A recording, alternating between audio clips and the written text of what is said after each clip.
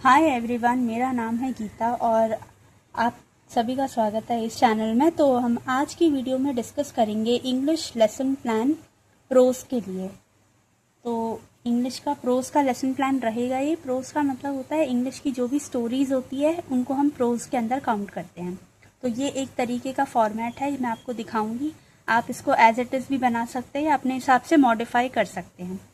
यहाँ पे हम लिखेंगे डेट, इधर हम लिखेंगे क्लास, बीच में आएगा सब्जेक्ट जो भी आप पढ़ा रहे हैं। जैसे हम इंग्लिश में इंग्लिश प्रोज लिखेंगे, टॉपिक यहाँ पर आएगा आपका जो भी चैप्टर का नाम है वो। पीरियड यानी कि कौन सा आपका पीरियड चल रहा है, और ड्यूरेशन यानी कि कितने मिनट का। जनरली 40 मिनट का पीरियड होता है तो यहाँ पे आप लिखेंगे 40 मिनट। फिर एक लाइन छोड़कर आप सेंटर में लिखेंगे नेम ऑफ प्यूपल टीचर, यानी कि यहाँ पे आप अपना नाम लिखेंगे जो भी आप क्योंकि आप एक टीचर है तो यहाँ आप अपना नाम लिख सकते हैं। रोल नंबर, जो भी आपका रोल नंबर होगा कॉलेज का वो। नेम ऑफ द स्कूल, जिस स्कूल में आप पढ़ाने जा रहे हैं उस स्कूल का आप यहाँ पे नाम मेंशन करेंगे। फिर हम एक स्ट्रक्चर्ड फॉर्मेट फॉलो करेंगे जिसमें पहले आते हैं जनरल एम्स।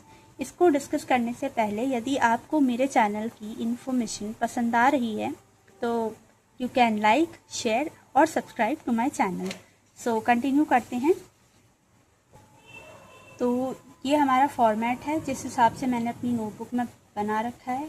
यहाँ पे मैंने डेट, क्लास मेंशन की, यहाँ पे name of people teacher, roll number, name of school. अब यहाँ जनरल एम्स की अगर हम बात करें तो जनरल एम्स क्या होते हैं, किसी सब्जेक्ट का जनरल आइडिया हमको बताना हो तो वो जनरल एम्स के अंदर काउंट होता है। जैसे कि आप इंग्लिश पढ़ा रहे हैं तो इंग्लिश में speaking, listening, reading, writing, communication, ये सारी चीज़ें जो है वो जनरल एम्स के अंदर आ जाएंगी। जनरल एम्स में हमारे पास 4 चीज़ें होती हैं। पहला आता है phonetic aim. Phonetic aim deal करता है आपकी कम्युनिकेशन स्किल से रिलेटेड।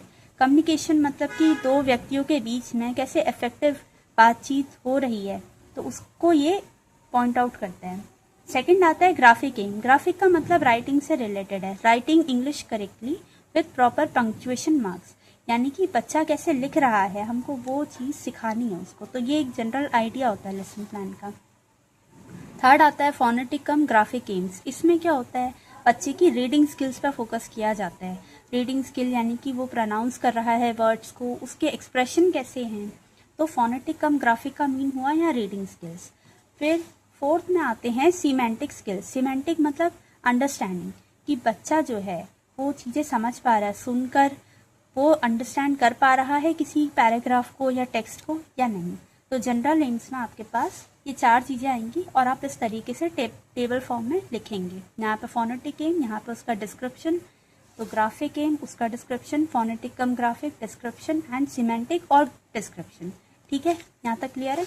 तो हम बात कर रहे थे स्पेसिफिक एम। स्पेसिफिक एम वो एम होते हैं जो किसी टॉपिक से रिलेटेड होता है। जैसे इंग्लिश में आप कोई स्टोरी पढ़ा रहे हैं तो उस स्टोरी में बच्चों को वो नॉलेज मिल रही है चैप्टर की, क्या वो कॉन्सेप्ट समझ पाए हैं, क्या वो अप्लाई कर पा रहे हैं, ये चीज़ें आप कंसिडर करेंगे। ठीक है, तो उस नॉलेज होता है इंट्रोडक्शन ऑफ न्यू वर्ड्स। यहाँ पे वोकेबलरी पे फोकस होता है, या फिर एक बेस तैयार किया जाता है कि बच्चे को प्रीवियस नॉलेज के आधार पर वो चीज़ें समझ आ रही है या नहीं। सेकेंड अंडरस्टैंडिंग, कि उसमें बच्चा को कॉम्प्रीहेंड कर पा रहा है, मीनिंग समझ पा रहा है चैप्टर का या नहीं। और एप्लीकेशन जो है, इसमें क्या होता है कि बच्चा वो अपने शब्दों में चीज़ें एक्सप्रेस कर पा रहा है या नहीं। तो ये 3 चीज़ें देखी जाती है। नॉलेज बेसिक होती है, अंडरस्टैंडिंग मेजर पार्ट होता है, एप्लीकेशन यानी कि उस सब्जेक्ट को वो रियल लाइफ में कितना अप्लाई कर पा रहा है, उससे क्या नई चीज़ें सीख पा रहा है, तो वो यहाँ पर डिसाइड होता है। तो यहाँ पर 3 चीज़ें आ गई। फिर आप लिखेंगे मटीरियल एड्स। मटीरियल एड्स का मतलब है कि हम क्लास में क्या क्या चीज़ें यूज़ कर रहे हैं, like chalk, duster, roller board, picture chart, pointer. तो ये सब मटेरियल एड्स में आएंगे जो हमें हेल्पफुल रहते हैं एक टीचिंग सेशन को कंडक्ट कराने में। फिर प्रीवियस नॉलेज हम लिखेंगे। प्रीवियस नॉलेज में क्या रहेगा, स्टूडेंट को कुछ आइडिया होगा किसी चैप्टर से रिलेटेड, कुछ ना कुछ प्रीवियस नॉलेज उसकी होगी, तो हम ये लिखेंगे। यहाँ पे आप अपने टॉपिक का नाम लिख सकते हैं जो भी आप स्टोरी या चैप्टर पढ़ा रहे हैं। फिर आते हैं इंट्रोडक्टरी क्वेश्चन। ये बेस्ड होगा माइक्रो टीचिंग की जो स्किल होती है, क्वेश्चनिंग स्किल, उसके आधार पर होगी। यहाँ पे क्वेश्चन, यहाँ आंसर, बीच से आप टेबल बनाएंगे। पिक्चर आप चाहें तो दिखा सकते हैं, इससे एक अंडरस्टैंडिंग डेवलप होगी। फिर आप प्रीवियस नॉलेज से आधारित वो क्वेश्चन फ्रेम करेंगे और उसके आंसर, कि बच्चा क्या ऑप्टिमम आंसर दे सकता है, वो आप यहाँ पे लिखेंगे। ठीक है, तो ये स्किल ऑफ क्वेश्चनिंग के आधार पे आप ये क्वेश्चन फ्रेम करेंगे। यहाँ तक क्लियर है? इधर जो मैंने लिखा है, last question should be problematic. तो क्वेश्चनिंग के 3 चीज़ें होती है। एक होता है सिंपल टू कॉम्प्लेक्स, सिंपल से कॉम्प्लेक्स क्वेश्चन की तरफ आप बढ़ेंगे, प्रीवियस नॉलेज को कनेक्ट करते हुए चलेंगे। और लास्ट वाला जो क्वेश्चन है, क्वेश्चन 4 हो सकता है या क्वेश्चन 6 तक लिमिट होती है, तो वो प्रॉब्लमैटिक होना चाहिए। प्रॉब्लमैटिक मतलब कि बच्चा वो आंसर नहीं कर पा रहा, तभी तो आप अपना चैप्टर स्टार्ट करेंगे। चलिए कंटिन्यू करते हैं। फिर आता है स्टेटमेंट ऑफ एम, कि मतलब हम कौन सा चैप्टर पढ़ाने वाले हैं, तो हम उसके बारे में बात करेंगे। याद रखिए, हम यहाँ पे आई का नहीं वी का यूज़ करते हैं कि हम बच्चों को पढ़ा रहे हैं, हम साथ में मिलके पढ़ रहे हैं। तो students, today we are going to study an interesting story a bottle of dew. ये मैंने चैप्टर का नाम लिखा है, आप अपने हिसाब से लिख सकते हैं। यहाँ पे वी का यूज़ होगा, ये ध्यान रखिएगा।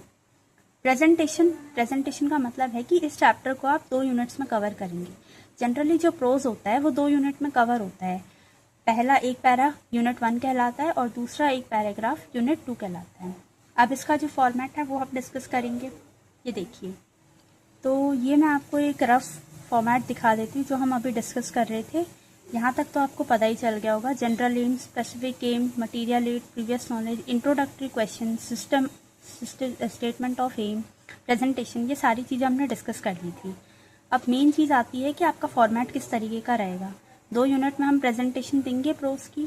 तो पहला टीचिंग पॉइंट आएगा, पहला कॉलम, दूसरा इंस्ट्रक्शनल ऑब्जेक्टिव, तीसरा आएगा प्यूपल टीचर एक्टिविटी। यहाँ पे पेज खत्म होता है तो यहाँ पे आप स्टूडेंट एक्टिविटी लिखेंगे।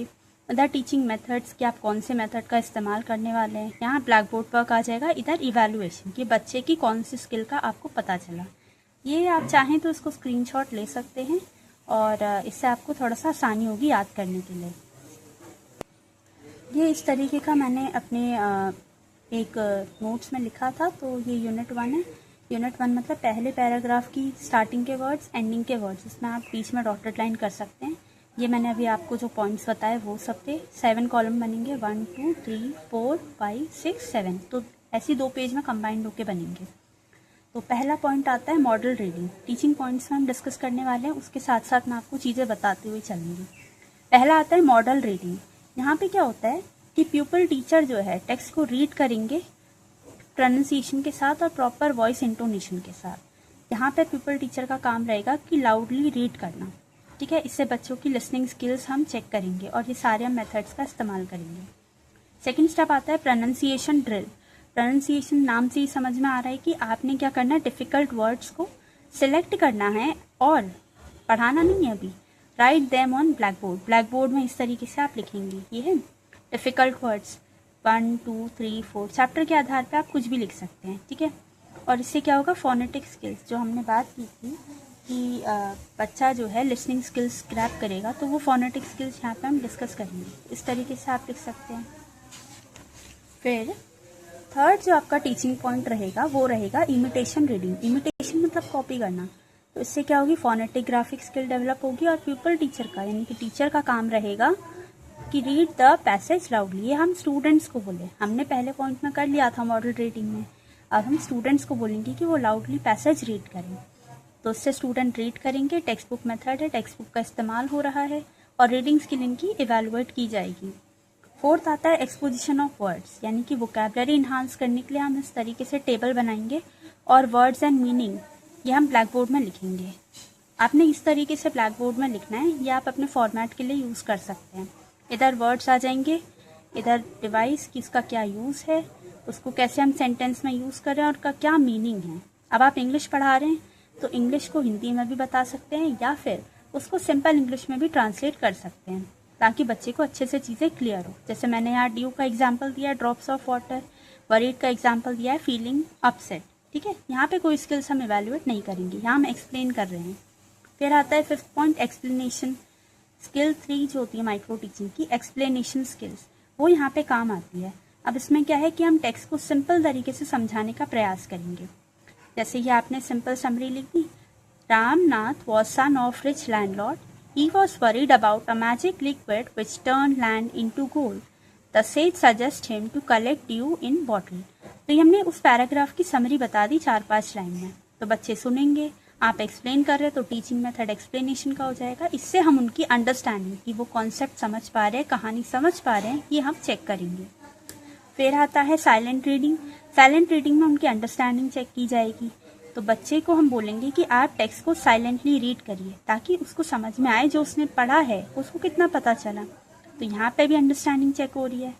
फिर हम करेंगे थॉट एनालिसिस। थॉट एनालिसिस मतलब कि हम उनसे कुछ क्वेश्चन पूछेंगे टेक्स्ट के आधार पर, जो भी हमने पहला पैराग्राफ उनको पढ़ाया उस आधार पे हम क्वेश्चन करेंगे ओरल टेस्ट मेथड का यूज़ करके, और बच्चे आंसर करेंगे। तो इस तरीके से आप मिनिमम 2 क्वेश्चन पूछ सकते हैं, मैक्सिमम आप जितना भी चाहें बेस्ड ऑन टेक्स्ट वो पूछ सकते हैं। फिर आप इधर लाइन ड्रॉ कर लेंगे, यहाँ हमारा पहला पैरा खत्म होता है। ठीक है, तो पहले पैराग्राफ के 7 पॉइंट्स थे जो हमने यहाँ पर डिस्कस किए। एक बार दोबारा देख लेते हैं। टीचिंग पॉइंट इंपॉर्टेंट है, याद रखना। पहला आता है मॉडल रीडिंग, जिसमें आप खुद रीड कर रहे हैं। दूसरा प्रोनाउंसिएशन ड्रिल, जिसमें आप डिफ़िकल्ट वर्ड्स का यूज़ कर रहे हैं ब्लैक बोर्ड में। फिर आएगा इमिटेशन रीडिंग, बच्चों से लाउडली रीड करवा रहे हैं। फोर्थ आएगा वर्ड मीनिंग, वो आप ब्लैक बोर्ड में लिखेंगे। फिफ्थ आएगा एक्सप्लेनेशन, कि आप शॉर्ट में चीज़ों को एक्सप्लेन कर रहे हैं। सिक्स्थ आएगा साइलेंट रीडिंग, बच्चे खुद से टेक्स्ट पढ़ रहे हैं। थॉट एनालिसिस आ जाएगा 7th वाला, जिसमें आप क्वेश्चन आंसर्स पूछेंगे ओरल टेस्ट मेथड से। ठीक है, तो ये हमारा यहाँ पे यूनिट 1 कंप्लीट हो गया। अब जिस तरीके से मैंने फॉर्मेट दिखाया आपको, या आप फॉर्मेट देख ही सकते हैं, इसमें टीचिंग पॉइंट में मैंने 9 पॉइंट मेंशन किए हैं। यहाँ 9 पॉइंट का मतलब है कि यूनिट 1 में आपने 7 पॉइंट कवर करे। जो 2 एडिशनल पॉइंट्स हैं वो होमवर्क और रिकैपिचुलेशन का होंगे। जैसे कि ये जो 9 पॉइंट है, इसमें एक आ जाएगा होमवर्क और रिकैप। ये जो है 2 एक्स्ट्रा पॉइंट है जो हम यूनिट 2 में कवर करेंगे। अगर आपको समझ ना आए तो इस तरीके से ये आप स्क्रीनशॉट ले सकते हैं।